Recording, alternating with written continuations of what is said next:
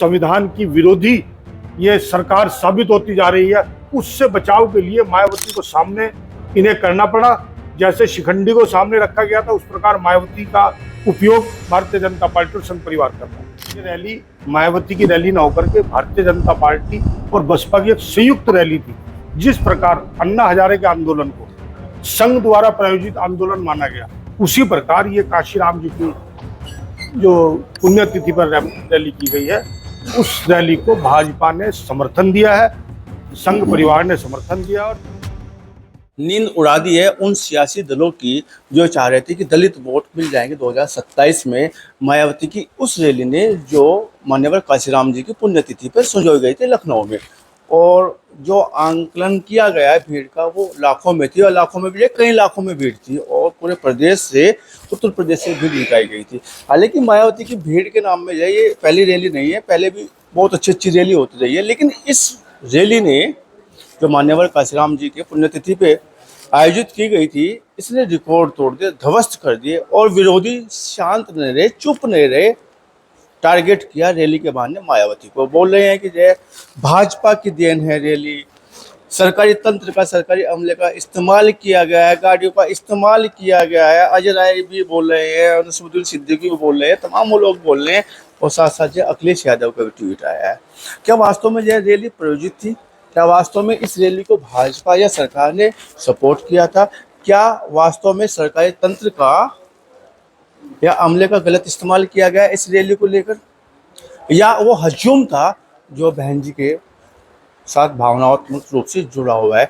बात करेंगे, चर्चा करेंगे। हमारे साथ में कांग्रेस के वरिष्ठ नेता सरदार चंद्रजीत सिंह निक्कू जी हैं। आप एडवोकेट हैं, आपका बहुत बहुत स्वागत है। धन्यवाद आपका। रैली ने तो नींद भगा दी आपकी। नहीं, हमारी नींद क्यों भागेगी? चर्चा तो आप कर रहे, बयान तो आप बयानबाज आप हो रहे हैं रैली के बाद। बयान कोई राजनीतिक घटनाक्रम हुआ है तो जनता को जागरूक करना हमारी जिम्मेदारी है, और हम अपनी उस जिम्मेदारी को निभा रहे हैं। ये रैली मायावती की रैली न होकर के भारतीय जनता पार्टी और बसपा की एक संयुक्त रैली थी। जिस प्रकार अन्ना हजारे के आंदोलन को संघ द्वारा प्रायोजित आंदोलन माना गया, उसी प्रकार ये काशीराम जी की जो पुण्यतिथि पर रैली की गई है, उस रैली को भाजपा ने समर्थन दिया है, संघ परिवार ने समर्थन दिया। और भारतीय जनता पार्टी की सरकार द्वारा प्रायोजित ये रैली रही है, जिसमें सरकारी बसों का इस्तेमाल हुआ है। इसलिए दलित समाज को ये जागरूक करना हमारी जिम्मेदारी है। उस रैली में जो बहन मायावती विपक्ष की नेता है आज की तारीख में, या तो वो बताएं कि वो भारतीय जनता पार्टी की समर्थक पार्टी है, वरना उन्हें बोलना चाहिए था कि जस्टिस BR गवई के ऊपर जो हमला हुआ है, जो रायबरेली में एक दलित युवक को कि हम बाबा के समर्थक है ये कहकर के मार दिया गया है, तो उस पर मायावती की खामोशी और योगी आदित्यनाथ की तारीफ ये अपने आप में साबित करती है कि ये बहन जी की रैली नहीं है। ये CBI और ED के डर से जो बिहार में दलित वोटर काट दिए गए हैं, उनको बैलेंस करने का प्रयास भर है। हाँ, तो क्या आपको लगता है कि मंच पे कोई भारतीय जनता पार्टी का जुड़ा हुआ नेता था जो आप संयुक्त रैली बता रहे हैं, या किसी को टारगेट ऐसे कर रहे हैं? अन्ना हजारे के आंदोलन में भारतीय जनता पार्टी के नेता नहीं थे। उसी प्रकार मायावती की रैली में सरकारी बसों का इस्तेमाल ये साबित करने के लिए काफी है कि इस रैली को प्रायोजित किया गया था भारतीय जनता पार्टी की उत्तर प्रदेश की सरकार ने। और मायावती का दलित उत्पीड़न, जो सरकारी आंकड़े हैं, उत्तर प्रदेश दलित उत्पीड़न पर नंबर 1 है, और मायावती की उस पर खामोशी ये बताती है कि मायावती ने ये आत्मसमर्पण रैली की है अपने समर्थकों के साथ। उन्होंने भारतीय जनता पार्टी और योगी मोदी के आगे आत्मसमर्पण कर दिया है। क्या लगता है कि जो बसों का पहली बार दुरुपयोग किया गया है, सरकारी अमले का दुरुपयोग पहली बार किया गया है? नहीं, सरकारी अमले का दुरुपयोग सरकार के लिए होता है, हमेशा होता रहा है। किसी की भी सरकार हो, उस सरकार कि जब कोई पार्टी, जिस पार्टी की सरकार हुआ करती है, वो लोग कोई आंदोलन या कुछ करते हैं तो सरकारी समर्थन मिलता है। यहाँ विपक्ष की एक ऐसी पार्टी जिसका ना कोई प्रदेश में विधायक है, ना सांसद है, ना कोई वजूद रहा है, जो वोट परसेंटेज में भी आधे से भी कम पे आ चुकी है, उसकी रैली में जिस प्रकार संघ परिवार ने अपने लोगों को भेजा, उत्तर प्रदेश की सरकार ने जिस प्रकार बसों की उपलब्धता कराई, शासन प्रशासन को साइलेंट निर्देश दिए गए कि आप इस रैली में उन्हें सुविधा उत्पन्न कराएं और भीड़ बढ़ाएं, ताकि जो पूरे देश में दलित विरोधी चेहरा भारतीय जनता पार्टी का सामने आया था, वोट चोरी के नाम पर जो दलितों का उत्पीड़न नजर आया, जो संविधान की विरोधी ये सरकार साबित होती जा रही है, उससे बचाव के लिए मायावती को सामने इन्हें करना पड़ा। जैसे शिखंडी को सामने रखा गया था, उस प्रकार मायावती का उपयोग भारतीय जनता पार्टी और संघ परिवार कर रहा है। कहीं ना कहीं मुझे नहीं लगता कि आप जो शब्दों का सही चयन कर पा रहे हैं, क्योंकि वो शब्द जो महाभारत में इस्तेमाल किया गया, चलिए खैर फिर भी जय मैं चाहता हूँ। तो क्या लगता है कि ये जो रैली है इसको लेके जो कांग्रेस की नींद हराम क्यों है? देखिए, कांग्रेस के बड़े नेता नहीं, छोटे नेता भी ट्वीट कर रहे हैं, बात कर रहे हैं, जबान जी। आपकी बात को मैं बता दूं कि जो शब्दों का इस्तेमाल है वो प्रतीकात्मक रूप से है। मैं मायावती जी जिस प्रकार से मोहरा बनी है भारतीय जनता पार्टी का, तो वो एक उदाहरण महाभारत काल से दिया गया, ना कि ये मायावती जी के लिए व्यक्तिगत रूप से मैं कुछ अपशब्द कह रहा हूं। मैं कभी भी किसी राजनीतिक या अपने विरोधी के लिए अपशब्द नहीं कहता हूं, लेकिन उदाहरण दिया जाना कहीं गलत नहीं है, एक बात।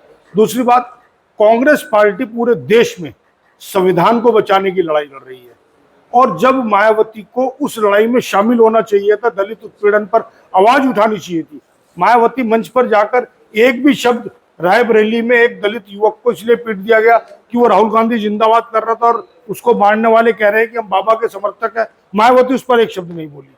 सुप्रीम कोर्ट के चीफ जस्टिस को भरी अदालत में जूता मार दिया गया, जूता मारने का प्रयास किया गया, लेकिन मायावती उस पर एक शब्द नहीं बोली, जबकि वो चीफ जस्टिस दलित समुदाय से आते हैं। उत्तर प्रदेश सरकार दलित उत्पीड़न में नंबर 1 है, ये भारत सरकार के आंकड़े हैं, मायावती इस पर एक शब्द भी नहीं बोली। तो इसके लिए आज जिम्मेदारी मायावती की थी, दलित समाज को जागरूक करना विपक्ष की जिम्मेदारी है, और हम कांग्रेस के लोग चूंकि विपक्ष में हैं, हमारा ये फर्ज बनता है कि अपने दलित समाज के मान सम्मान की रक्षा के लिए उन्हें जागरूक करें कि मायावती सरेंडर कर चुकी है, वो आत्मसमर्पण के लिए इस रैली को कर रही थी, और Bharatiya Janata party CBI, ED और अन्य कारणों से मायावती पर जो दबाव बनाए बैठी थी, मायावती जेल जाने से बचना चाह रही है, बुढ़ापे में उसको जेल जाने से डर लग रहा है, इसलिए उन्होंने ये आत्मसमर्पण रैली की है। 2024 की याद आ रही है, शायद जो आपको दलित वोट मिला था वो कहीं ना कहीं आपको खिसकता दिखाई दे रहा है इस रैली के बाद, इसलिए आप इस तरह की जबान जो भाषा है, आपकी भाषा भी लड़खड़ा गई है और नींद तो भागी गई है आपकी जाए। नींद उड़ा दी मायावती की रैली। देखिए, नींद कभी नहीं उड़ा करती। अभी बिहार का चुनाव होने जा रहा है, वहां का दलित समुदाय महागठबंधन के साथ वोट करने जा रहा है, और उसका भी एक दबाव बीजेपी के ऊपर था, और उन्होंने मायावती को मोहरे के रूप में इस्तेमाल किया है। कहीं ना कहीं लगता है कि ये दलित बड़ी भूमिका निभाएगा इस 2027 के चुनाव में। हर आदमी जो है दलित की बात कर रहा है इस बार जो है, और मायावती जी की रैली भी कहीं ना कहीं संदेश दे के चली गई कि दलित में आज बड़ा खेमा, क्या यूँ कहा जाए 70-80% जो है मेरे साथ में दलित आज खड़ा ही है, ज्यादा कह दिया जाए कोई दिक्कत वाली बात नहीं है। देखिए, तो ऐसे में मुझे लगता है कि कांग्रेस जैसे दल जो है, कांग्रेस समाजवादी दल जो है, देखिए जी पचा नहीं पा रहे। कोई भी भीड़ वोट में तरमीम होगी इसकी कोई गारंटी नहीं हुआ करती। मायावती ने कोई पहली बार भीड़ नहीं जुटाई, इतिहास गवाह है कि मायावती की रैली में भीड़ आती रही है, लेकिन उस भीड़ के बाद मायावती का कोई विधायक न जीतना, कोई सांसद न जीतना, यानी दलित समुदाय जो निर्णायक स्थिति में मायावती के साथ हुआ करता था, लोकसभा चुनाव में उन्होंने ये बात बता दी है कि अब वो इंडिया गठबंधन के साथ चल रहा है। बिहार चुनाव इसका पहला आपको उदाहरण मिलेगा मायावती की इस रैली के बाद, जो ये बताएगा कि दलित समुदाय की वोट किस खेमे में गई है। बढ़ते दलित उत्पीड़न के मामले आप बता रहे हैं कि जिस प्रकार से उत्तर प्रदेश में बढ़े हैं दलित उत्पीड़न के लिए, और मायावती चुप है, कहीं ना क्या लगता है आपको जो चुप रहने की उनकी वजह क्या है? लड़ाई क्यों नहीं लड़ पा रही है मुखर होकर? इसके पीछे वजह क्या है? मतलब आप तो कह रहे हैं कि चाबी भर दे तो मायावती बोले कि चाबी नहीं भरी तो जब मायावती चुप रहेगी। बिल्कुल, देखिए यहाँ नरेंद्र मोदी सरकार के ऊपर भी एक क्वेश्चन मार्क है। जब अरविंद केजरीवाल जेल जा सकते हैं, हेमंत सोरेन को जेल भेजा जा सकता है, तो मायावती पर जो लाखों करोड़ के गबन के आरोप भारतीय जनता पार्टी ने लगाए, सीबीआई ईडी जांच चल रही थी, वो ठंडे बस्ते में चली गई है, और वही एक दबाव इन्होंने बना रखा है, और उनकी एक नस कोई दबाई गई है कि आप जाइए और हमारे समर्थन कीजिए, वरना आपके लिए जेल के दरवाजे खोले जा रहे हैं। और उसी दबाव में आकर के मायावती अचानक से ये रैली करती है, और उस रैली को सफल बनाने के लिए भारतीय जनता पार्टी ने मायावती को सपोर्ट किया, साधन संसाधन उपलब्ध कराए, शासन प्रशासन ने सुविधाएं उपलब्ध कराई, और मायावती ने उनका धन्यवाद किया। तो ये बात साबित करती है कि ये रैली बसपा और भाजपा की संयुक्त रैली थी। अनिकुल जी, क्या लगता है कि दलित आखिर है किसका? सवाल तो दलित के सामने खड़ा है ना। चाहे वो चंद्रशेखर की बात की जाए, चाहे वो पीडीए के माध्यम से अखिलेश यादव की बात की जाए, चाहे वो मायावती की बात की जाए। अब आप कांग्रेस भी कहने लगे, क्योंकि कांग्रेस को जाए लोकसभा चुनाव में ठीक ठाक वोट मिल गया था संविधान बचाओ के नाम पर। देखिए, दलित भारत का निवासी है, मूल निवासी है। ये मनुवादी सोच के लोग ये दबाव बनाना चाहते हैं कि दलित को उसका अधिकार ना मिले। और जब जब अत्याचार बढ़ता है, चाहे वो अंग्रेजों द्वारा किया गया अत्याचार था या आज भारतीय जनता पार्टी द्वारा दलित, अल्पसंख्यक और पिछड़ों के ऊपर जो जुल्म ज्यादती होनी शुरू हुई है, उसका विरोध कांग्रेस खुल करके कर रही है। और जब कोई भी आपके साथ जब ज्यादती होती है और आपके लिए कोई समर्थन में खड़ा होता है, तो निश्चित रूप से आपका लगाव उनके साथ होता है। कांग्रेस उनकी लड़ाई लड़ रही है तो स्वाभाविक रूप से कांग्रेस उनकी हकदार है, उनकी मददगार है। मायावती को बढ़ाने के पीछे भारतीय जनता पार्टी का आखिर कारण क्या हो सकता है कि मायावती की इतनी बड़ी रैली सफल करा दी? हालांकि ये भी बात चर्चाओं में है कि जय चंद्रशेखर रावण को कहीं ना कहीं डाउनफॉल पे लाया जा रहा है भारतीय जनता पार्टी, क्योंकि उनको भी कहा जाता है कि चाहे सपोर्ट मिलती है भारतीय जनता पार्टी की। देखिए, मायावती को जो बढ़ाया है, इसका भारतीय कारण जनता पार्टी दोगली पार्टी है।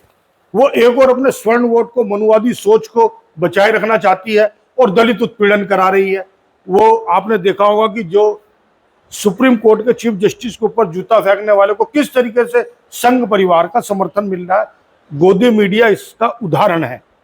और उसी प्रकार दलितों को चूंकि एक मैसेज चला गया कि भारतीय जनता पार्टी के साथ वो प्रत्यक्ष रूप से नहीं जुड़ पा रहे हैं, वो अपने आप को पीड़ित मान रहे हैं और भारतीय जनता पार्टी का विरोध कर रहे हैं, तो उन्होंने अपना एक चेहरा, दूसरा चेहरा, जिसे संघ परिवार की एक ब्रांच बसपा बन चुकी है, मायावती को सामने किया और वो उनको वहां दलित वोट को वहां लामबंद करके इन वोटों का बिखराव चाहती है, जिससे कि उनका जनाधार बचा रह सके और वो वोट चोरी के बावजूद भी जो हारने का डर उन्हें सता रहा है बिहार में, वो उससे बच सके। मायावती की रैली के बाद बिहार के चुनाव पर और आने वाले 2027 के चुनाव पर क्या असर पड़ने वाला है? क्योंकि रैली तो जब बम्पर उसमें रैली हुई है, क्योंकि उम्मीदें तो ऊपर रैली है। ये खुद मायावती ने बोला कि देखिए, मायावती की रैली से मायावती का जो छुपा हुआ चेहरा था वो दलित समाज के सामने आ गया है।